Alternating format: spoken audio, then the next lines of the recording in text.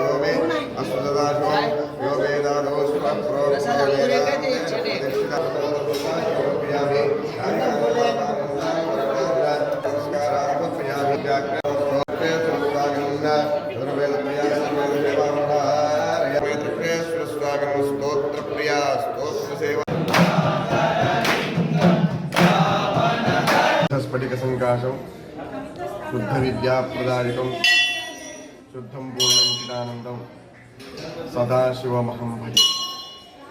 శ్రీ అన్నపూర్ణాంబా సమేత చక్రేశ్వర స్వామి దేవస్థానంలో గత 66 సంవత్సరాల నుంచి స్వామివారి ఆవిర్భావ దినోత్సవాన్ని నిర్వహించడం జరుగుతుంది.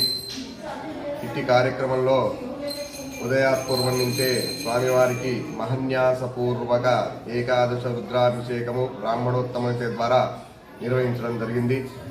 తదుపరి స్వామివారి సన్నిధానంలో ఆవిర్భావ దినోత్సవ సందర్భమున స్వామివారికి రుద్రస్వాహాకారము, రుద్రహోమము మరియు ఏకలింగతో భద్రమండల దేవత స్థాపన పూజన హోమము, తర్వాత గౌర్యాది షోడశమాతృకారాధనము, పుణ్యాహవాచనము, ఇతరత్ర కార్యక్రమాలన్నీ కూడా స్వామివారి సన్నిధానంలో ప్రతి సంవత్సరం మాదిరిగానే ఈ సంవత్సరం కూడా చేయడం జరిగింది.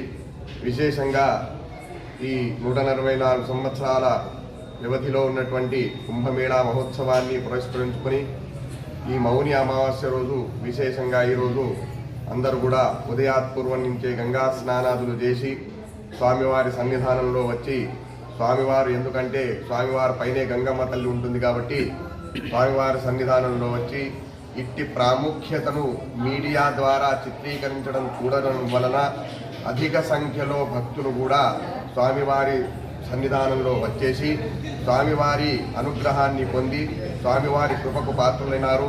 ఇట్టి కార్యక్రమము ఘనంగా నిర్వహించడం జరిగింది. తదుపరి అన్నదాన కార్యక్రమాన్ని కూడా నిర్వహించడం జరిగింది.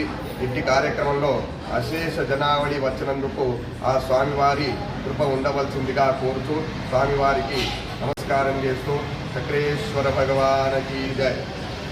మరిన్ని అప్డేట్స్ కోసం మా ఛానల్ని సబ్స్క్రైబ్ చేయండి.